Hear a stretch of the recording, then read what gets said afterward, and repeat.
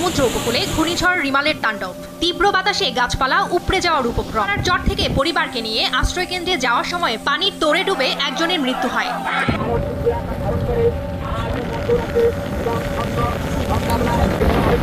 প্রবল স্রোতে মোংলার বঙ্গবন্ধু ক্যানেলে ডুবে গেছে একটি ট্রলারে প্রায় 70 থেকে 80 জন যাত্রী ছিল। রিমালের প্রভাবে উপকূলে সমুদ্র ও নদ নদীর পানি বাড়ছে। এরই মধ্যে আপনাদের সবাইকে স্বাগত জানাই আমার কথা শুনবার জোটে। আজকে আমি আলোচনা করতে চাই ভারতের নির্বাচন এবং নির্বাচনের সম্ভাব্য ফলাফল, তার প্রতিক্রিয়া বাংলাদেশে, এইসব বিষয় নিয়ে, এবং ভারতের নির্বাচনে যে এক ধরনের মোদি ক্রেজ বা মোদি ওয়েভ, সেই বিষয়টা নিয়ে আমি আপনাদের সঙ্গে আলোচনা করতে চাই। আসসালামু আলাইকুম প্রিয় দর্শক, ফাইনালি চলে আসলাম আপডেট ও গুরুত্বপূর্ণ কিছু নিউজ নিয়ে আপনাদের মাঝে। প্রিয় দর্শক, অবশ্যই ভিডিওটি শেষ অবধি দেখবেন। দর্শক, আপনাদের কাছে ছোট্ট একটি অনুরোধ, দেশ এবং দেশের বাইরে হলে কমেন্ট বক্সে লিখে জানিয়ে দেবেন, আর চ্যানেলে নতুন হলে সাবস্ক্রাইব করে পাশে থাকা বেল বাটনটি অবশ্যই অল করে দেবেন, কারণ পরবর্তী আপডেট নিউজ সবার আগে পাওয়ার জন্য প্রিয় দর্শক আর অবশ্যই একটি লাইক দেবেন। দর্শক, আর দেরি নয়, মূল ভিডিওতে যাওয়া যাক। বাংলাদেশে এইসব বিষয় নিয়ে এবং ভারতের নির্বাচনে যে এক ধরনের মোদি ক্রেজ বা মোদি ওয়েভ, সেই বিষয়টা নিয়ে আমি আপনাদের সঙ্গে আলোচনা করতে চাই। মাত্র কয়েকদিন আগেই আমি বিখ্যাত সাংবাদিক করণ থাপারের সঙ্গে ভারতীয় ইলেকশন এক্সপার্ট বা স্ট্র্যাটেজিস্ট প্রশান্ত কিশোরের একটা ইন্টারভিউ দেখছিলাম, এবং প্রশান্ত কিশোর সেই ইন্টারভিউতে বলছিলেন, আপনাদের অনেকেরই জানা থাকবার কথা যে প্রশান্ত কিশোর এর আগে নির্বাচনে বিজেপির পক্ষে কাজ করেছিলেন। এক সময় তিনি মমতা ব্যানার্জির পক্ষে পশ্চিমবঙ্গের নির্বাচনে এক সময় কাজ করেছেন, এবং তার সাকসেস রেট খুবই ভালো। প্রশান্ত কিশোর বলছেন ওই ইন্টারভিউতে, মোদি যখন প্রথমবার নির্বাচিত হন তখন ভারতের জনগণের কাছে তিনি ছিলেন আশা, হোপ। দ্বিতীয়বার যখন তিনি নির্বাচিত হন তখন তিনি ছিলেন বিশ্বাসের প্রতীক, ট্রাস্ট। এবং এবারের নির্বাচনে তিনি হচ্ছেন, ভারতে কোনো অল্টারনেটিভ নেই, নরেন্দ্র মোদীর কোনো অল্টারনেটিভ নেই, যেটা বাংলাদেশের ক্ষেত্রেও অনেকে বলে থাকেন যে প্রধানমন্ত্রী শেখ হাসিনার কোনো অল্টারনেটিভ নেই, বা আওয়ামী লীগের অল্টারনেটিভ করতে পারলো কিনা বিএনপি, এইসব নানা কথাবার্তা আছে। প্রশান্ত কিশোর মনে করেন যে ভারতের এই নির্বাচনে মোদি বা বিজেপি যেটা আশা করছে সেই আসন তারা হয়তো পাবে না, 400-র মতো পাবে না, কিন্তু তিনি মনে করেন 315-20 এরকম আসন তারা পাবে। এবং প্রশান্ত কিশোর মনে করেন যে 50-60-এর বেশি আসন কংগ্রেস পাবে না, এবং সেটা যদি পায় তাহলে তিনি মনে করেন সেটাই হবে বড় শিরোনাম। ভারতের নির্বাচনে মোদি জিতলে কি হবে বাংলাদেশের ক্ষেত্রে, যা দিন হচ্ছিল সেটারই ধারাবাহিকতা বজায় থাকবে বলে আমার ব্যক্তিগত ধারণা।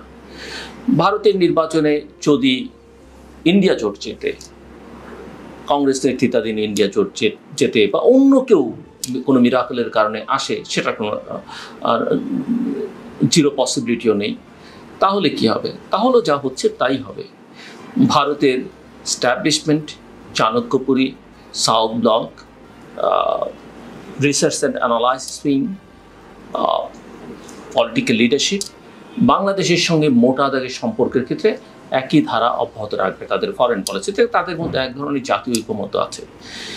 কিন্তু মোদি যদি কোনো কারণে না যেতেন তাহলে খানিকটা আশার কথা এই যে আমাদের প্রতিবেশী রাষ্ট্রটি, যেটি একসময় দাবি করতে পারত যে তারাই পৃথিবীর বৃহত্তম গণতান্ত্রিক দেশ, তাদের হয়তো কিছুটা অভ্যন্তরীণভাবে তারা গণতান্ত্রিক হয়ে উঠতে পারবে, সেটা আমাদের জন্য ভালো দিক।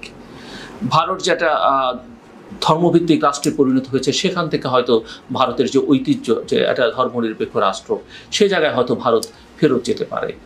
ভারতের প্রতিষ্ঠানগুলো যে ডিক্লাইনিং বা নন ফাংশনাল, অনেকটা বাংলাদেশের মতো, যদিও বাংলাদেশের চাইতে প্রতিষ্ঠানগুলো এখনও খানিকটা নিজেদের অবস্থান ধরে রাখতে পেরেছে, ইন্ডিপেন্ডেন্স খানিকটা হলেও ধরে রাখতে পেরেছে, অন্তত তুলনামূলক বিচারে, যদিও ভারতীয়রা সেটা মনে করে না। সেই জায়গাগুলোতে হয়তো প্রতিষ্ঠানগুলো শক্তিশালী হবে, এবং এটা হচ্ছে একটা আশার দিক, এবং সেটা হলে তার কিছু প্রভাব হয়তো আমাদের মধ্যেও পড়বে। এবং সবচেয়ে বড় কথা, পৃথিবীর অন্যতম বৃহত্তম জনগোষ্ঠীর দেশ ভারত যদি সেরকম একটা আবহাওয়ার মধ্যে থাকে, সেটা গোটা পৃথিবীর জন্য কল্যাণকর। আমি যে কথা বলতে চাইছিলাম যে ভারতের নির্বাচন নিয়ে খানিকটা আলোচনা করতে চাই। এবার ভারতের নির্বাচনে ভোট দিতে যাচ্ছেন 96 কোটি 80 লক্ষ ভোটার, কিন্তু অনেক রাজনৈতিক বিশ্লেষকরাই মনে করেন বা মনে করছেন যে এই নির্বাচনের মাধ্যমে গণতন্ত্র নয়, ভারতে বিজয়ী হতে যাচ্ছে নির্বাচনী স্বৈরতন্ত্র, এবং যেটা অত্যন্ত অত্যন্ত ভয়াবহ বলেই অনেকে মনে করেন। নির্বাচনী স্বৈরতন্ত্র কোনো অবস্থাতেই ভালো কিছু নয়। দিল্লি ভিত্তিক গবেষণা প্রতিষ্ঠান centre for the study of developing societies CSDS এর রাজনৈতিক বিশ্লেষক প্রবীণ রায় সাম্প্রতিক এক গবেষণায় দেখিয়েছেন, এই গবেষণাটি অতি সম্প্রতি তিনি করেছেন, যে আসন্ন ভারতীয় জাতীয় নির্বাচনে গেরুয়া পার্টি মোদি ওয়েভ অর্থাৎ মোদি ঢেউ বা জোয়ারকে কাজে লাগিয়ে ক্ষমতায় আসতে যাচ্ছে। গেরুয়া পার্টি বিজেপিকে বলা হয়, তারা গেরুয়া বর্ণের পোশাক আশাক প্রতীক সবকিছুই তাদের গেরুয়া, সে কারণে এটা বলা হয়। দীর্ঘ এই গবেষণায় তিনি বিজেপি সরকারের বিভিন্ন কৌশল এবং পদক্ষেপগুলো বিস্তারিত ব্যাখ্যা করে দেখিয়েছেন, এবং তিনি মনে করছেন যে ভারতের এবারের অর্থাৎ 2024-এর এই নির্বাচনের ফলাফল অভিন্নই থাকছে। আগের দুটো নির্বাচনে যেমনটা হয়েছে সেরকমই থাকবে, যেটা প্রশান্ত কিশোরের কথা আমি বলছিলাম তিনিও মনে করেন। অর্থাৎ আবারও ক্ষমতায় আসছে নরেন্দ্র মোদীর সরকার বা ভারতীয় জনতা পার্টির সরকার। আর এবার ক্ষমতায় আসবার জন্য প্রধান নিয়ামক হিসেবে কাজ করছে মোদি ওয়েভ। এটা এক ধরনের ক্রেজ ভারতীয়দের মধ্যে, ভারতীয়দের সমস্যার সমাধান হচ্ছে না, কিন্তু মোদিকেই তারা অনেক ভারতীয় মোদিকেই অবতার মনে করছেন। সো মোদি ওয়েব নিয়ে এবার সংক্ষেপে আমার মনে হয় কিছু বলা দরকার, এবং আমি সেটা বলবার চেষ্টা করছি। করোনাকালে ওয়েব কথাটি ব্যাপকভাবে কিন্তু এই ঢেউয়ের কথাটি ব্যাপকভাবে প্রচলিত ছিল। নির্বাচনী রাজনীতির বেলায় ওয়েব কথাটি মার্কিন গণমাধ্যমের বদৌলতে প্রচারিত হতে থাকে, বিশেষ করে ডোনাল্ড ট্রাম্পের উত্থানকাল থেকেই। ওয়েব এমন একটি রাজনৈতিক প্রবাহ যার মাধ্যমে একটি দলের নির্বাচনে জয় পরাজয় নির্ধারিত হওয়ার ঘটনা ঘটে থাকে। ওই যে আমরা অনেক সময় বলি না ল্যান্ডস্লাইড ভিক্টরি, ওই ভিক্টরির উল্টো দিকে যে ডিফিট আছে সেটা ওই ওয়েবেরই ফলাফল। সো এই ওয়েবের প্রভাবই জনগণ একটি রাজনৈতিক দলের অ্যান্টি অথবা প্রো মানে হচ্ছে পক্ষে অথবা বিপক্ষে অবস্থান নিতে শুরু করে। গণতান্ত্রিক ব্যবস্থায় নির্বাচনের ফলাফল ভোট কেন্দ্র দখল করে নিজেদের পক্ষে আনার সুযোগ না থাকলেও ওয়েব বা জোয়ার অথবা হুজুগ তুলে অনেক সময় একটি দল ক্ষমতায় চলে আসে, এবং এই হুজুগ কিন্তু কিছু অনিয়মেরও জন্ম দেয় ভোটিং প্রসেসের মধ্যে। একটা গণতান্ত্রিক দেশেও হতে পারে, সেখানে নির্বাচন কমিশন শক্তিশালী থাকলেও হতে পারে, সেখানে প্রশাসন আইন শৃঙ্খলা রক্ষাকারী বাহিনী নিরপেক্ষ থাকলেও হতে পারে। সো আসন্ন ভারতের নির্বাচনের আগে শুধু নয়, গত কয়েক দশক ধরেই বিজেপি বিপুলভাবে এই মোদি ওয়েব তৈরি কাজ করেছে। এই মোদি ওয়েবের মাধ্যমে নরেন্দ্র মোদীকে ভারতের অবিকল্প নেতা বা তার কোনো বিকল্প নেই এরকম একটা প্রতিমা হিসেবে জনগণের সামনে হাজিরের সুপরিকল্পিত যে উদ্যোগগুলো নেওয়া হয়েছিল তারই একটা সমষ্টিক ফলাফল হিসেবে আবারও ভারতের ক্ষমতায় আসতে যাচ্ছেন নরেন্দ্র মোদীর নেতৃত্বাধীন ভারতীয় জনতা পার্টি বা বিজেপি তৃতীয়বারের মতো টানা। রাষ্ট্রীয় স্বয়ংসেবক সংস্থা বা RSS, যা বিজেপির ক্যাডার সংগঠন হিসেবে পরিচিত, এর সাবেক কর্মী নরেন্দ্র মোদীকে দীর্ঘ পরিকল্পনা নিয়ে, দীর্ঘদিনের একটা সুপরিকল্পিত ভাবে কার্যক্রম নিয়ে তাকে ঋষি প্রতিম, চা দোকানি থেকে দেশ নেতা ইত্যাদি বিভিন্ন ফিকশনাল অনুষঙ্গে স্থাপন করে ভারতের চলতি রাজনৈতিক লোককথার নায়কে পরিণত করা হয়েছে, এবং ভারতীয় সমাজে এগুলো ব্যাপকভাবে প্রচারের ব্যবস্থা করা হয়েছে, এবং মোদী নিজেও সে কথা বহুবার বলেছেন, এবং প্রায় 2 দশক ধরে এই কাজগুলো চলছে। কিন্তু অনেক গবেষক এটি ইতিমধ্যেই প্রমাণ করে দেখেছেন, অনেক ফ্যাক্ট চেকার প্রমাণ করে দেখেছেন যে নরেন্দ্র মোদীর এই প্রতিমা বা তার এই বক্তব্যগুলো মিথ্যে, যেভাবে তিনি তাকে তুলে ধরবার চেষ্টা করছেন। এবার তো নরেন্দ্র মোদী নিজেকে ঈশ্বর প্রেরিত বলে দাবি করছেন। তিনি বলছেন যে তার মায়ের থেকে তার জন্ম হয়নি, ঈশ্বর তাকে প্রেরণ করেছেন। যাই হোক, গেরুয়া পার্টি মোদীর রাজনৈতিক ক্যারিশমা, সামাজিক গ্রহণযোগ্যতা এবং যে হিন্দুত্ববাদী সাংস্কৃতিক জাগরণের জাতীয় বীর হিসেবে উদযাপনের এক ঐতিহ্য গড়ে তুলেছে প্রায় এক দশকেরও বেশি সময় ধরে। বিশেষ করে গুজরাটে মোদীর আপাত সফল মুখ্যমন্ত্রিত্বকাল এবং দাঙ্গার যে কারণে তাকে বুচারও বলা হতো, দাঙ্গার ব্যাপারে নীতি তাকে হিন্দুত্ববাদী জাতীয়তাবাদের প্রধান নেতায় পরিণত করতে সহায়ক হয়েছে। নরেন্দ্র মোদীর প্রধানমন্ত্রী হিসেবে আবির্ভাবের কালে মিডিয়াতে বারবার উন্নয়নের যে গুজরাট মডেল সেটাকে হাজির করা হয়েছে। গুজরাটকে তিনি একটা উন্নয়নের মডেল হিসেবে স্থাপন করতে পেরেছেন, আর সেটা মিডিয়াগুলো যথেষ্ট পরিমাণে প্রচার করছিল। 2014 থেকে 2019 সালকে ভারতীয় জনতা পার্টি বা বিজেপি মোদী ওয়েব তৈরির একটা পরীক্ষামূলক কাল হিসেবে গ্রহণ করে এবং ভারতের ইতিহাসের পুরো চরিত্রই ধীরে ধীরে পাল্টে দিতে থাকে। 47 পূর্ব বা 47 উত্তর যে ইতিহাস, সেটা তারা পাল্টে দেয় এবং ভারতের গণতন্ত্র ধীরে ধীরে রূপ নিতে থাকে অথরিটেরিয়ান, কর্তৃত্ববাদী গণতন্ত্রে।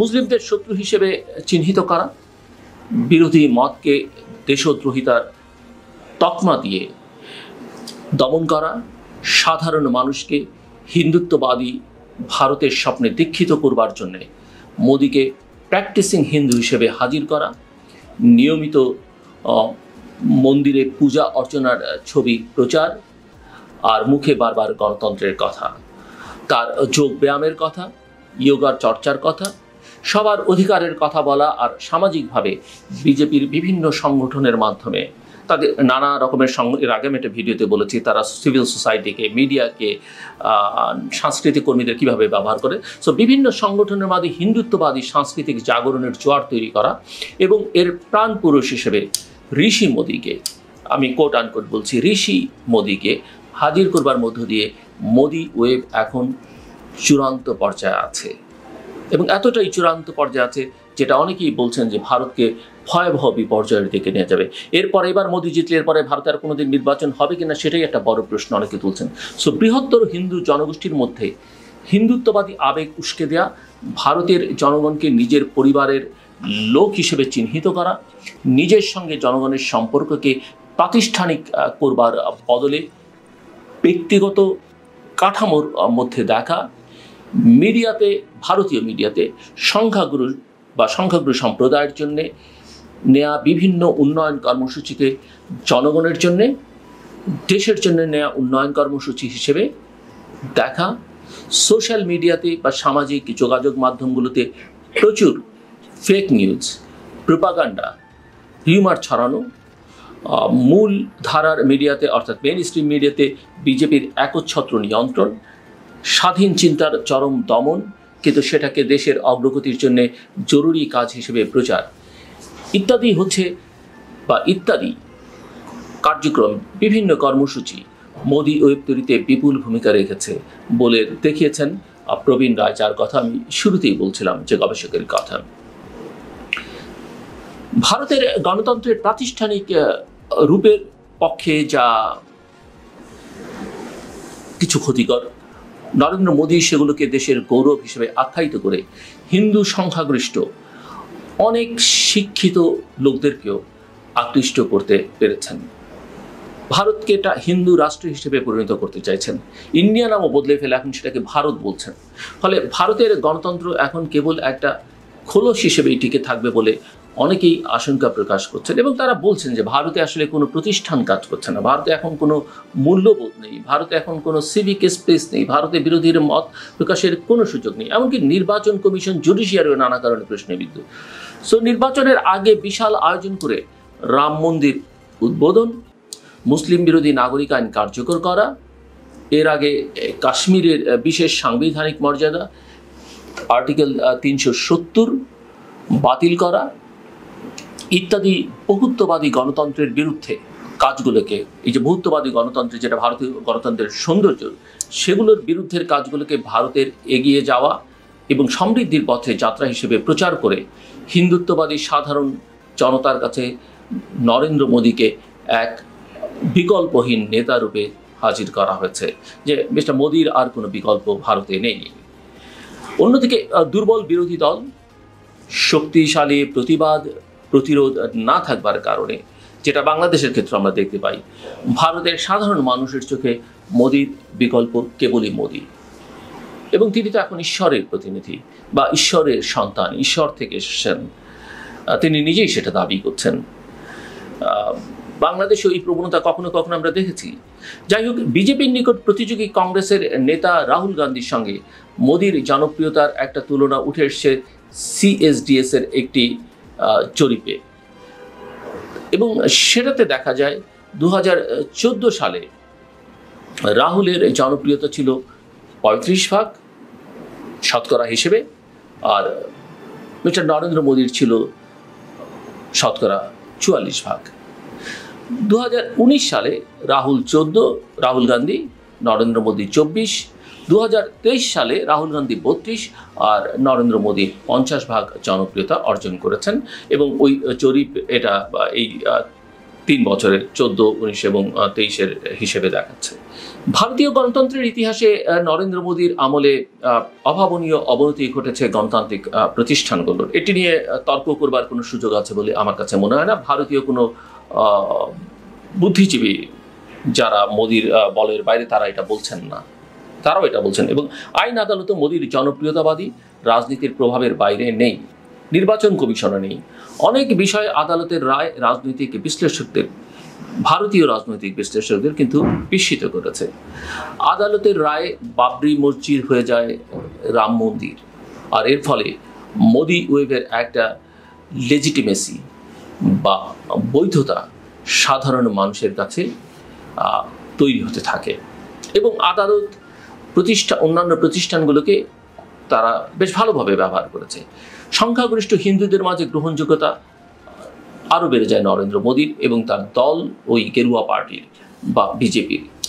মুসলিমদের প্রতি ঘৃণা, যেটা নরেন্দ্র মোদী নিজেও খানিকটা ছড়িয়েছেন এই নির্বাচনী ক্যাম্পেনে, গরুর মাংস নিয়ে সামাজিক উত্তেজনা তৈরি, এবং ইতিহাসের পুনর্লিখন ভারতে গণতন্ত্রের আদলে যে ধরনের শাসন কায়েম হয়েছে, তাকে রাজনৈতিক বিশ্লেষকরা, বিশেষ করে ভারতীয় রাজনৈতিক বিশ্লেষকরাই বলছেন যে এটা হচ্ছে নৈর্বাচনিক স্বৈরতন্ত্র, এবং নির্বাচনিক স্বৈরতন্ত্র যেখানে থাকে সেখানে আসলে গণতন্ত্রের লেশ মাত্র থাকে না।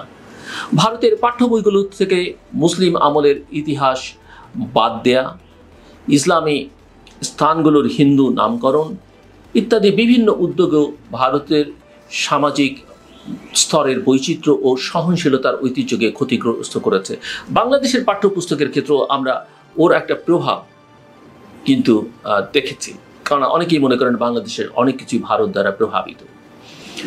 আপনাদের অনেকেই স্মরণ থাকবার কথা যে 2020 সালে বিখ্যাত পত্রিকা দ্য ইকোনমিস্ট ইন্টেলিজেন্স ইউনিটের গণতন্ত্র সূচকে ভারত 27তম থেকে এক টানে 53তম অবস্থানে নেমে গেছে। এছাড়া ফ্রিডম হাউস এবং varieties of democracy institute V-Dem, যেটা সুইডেন ভিত্তিক ভিডেমের মতো অনেক সংগঠন ভারতকে এখন গণতন্ত্র বলা যাবে কিনা, গণতান্ত্রিক দেশ বলা যাবে কিনা সেই প্রশ্ন তুলছে।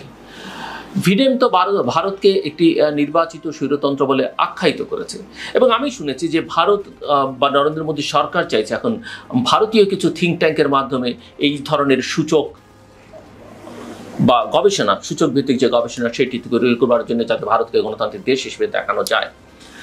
সো যেটা বলছিলাম যে সরকারের সঙ্গে যে কোনো ধরনের মতপার্থক্যকে, দেশবিরোধী এবং হিন্দুত্বের যে কোনো সমালোচনাকে হিন্দ বিরোধী তকমা দেওয়ার কাজটি বিজেপি ক্রমাগতভাবে করে যাচ্ছে, এবং ক্রমাগত নরেন্দ্র মোদীও তা করছেন নেতা হিসেবে। যদি প্রধানমন্ত্রীকে সেটা মানায় কিনা একটা বড় প্রশ্ন।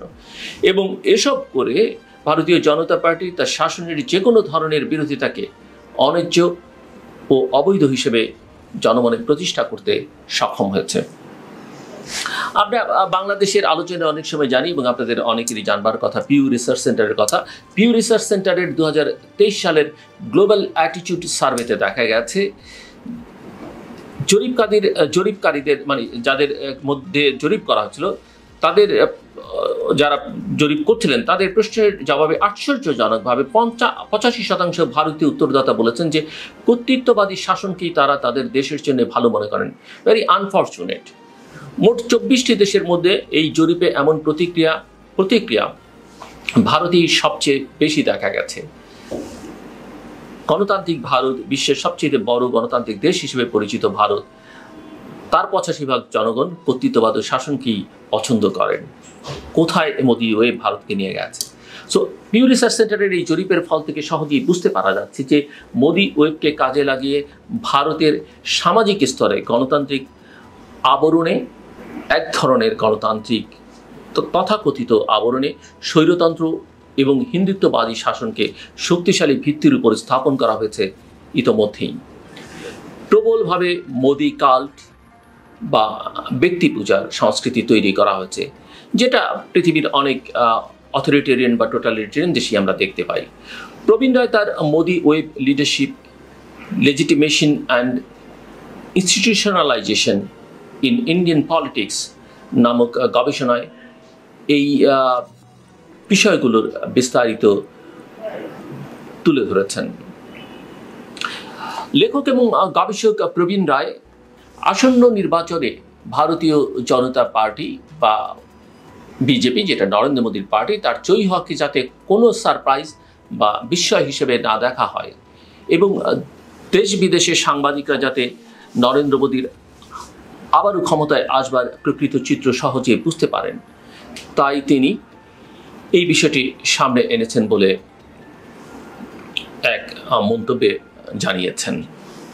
পরিকল্পিত অস্ত্র ও মোদি ওয়েবে ভর করে আবারও ক্ষমতায় আসতে যাচ্ছে ভারতীয় জনতা পার্টি। প্রধানমন্ত্রী হতে যাচ্ছেন নরেন্দ্র মোদী, দ্বিতীয় গুরুত্বপূর্ণ নেতা হিসেবে থাকছেন অমিত শাহ। তাই ভারতের আগামী নির্বাচনে কোনো সারপ্রাইজ নেই বলে তিনি মনে করেন। কাজেই ভারতের নির্বাচন আমরা অবজার্ভ করব, তার ফলাফল দেখতে থাকব, কিন্তু সেখানে তেমন কোনো বড় পরিবর্তন আশা করবার কোনো সুযোগ নেই। আর পরিবর্তন হয়ে গেল সেটা তো আমাদের কোনো লাভ নেই। তবে আমরাও ভারতের কোটি কোটি জনগণের আকাঙ্ক্ষার সঙ্গে নিজেদের আকাঙ্ক্ষাকে মেলাতে চাই এবং সেটা হচ্ছে ভারতকেও আমরা একটা গণতান্ত্রিক দেশ হিসেবে দেখতে চাই, একটা ধর্মনিরপেক্ষ রাষ্ট্র হিসেবে দেখতে চাই, যেমনটা আমরা বাংলাদেশকেও দেখতে চাই।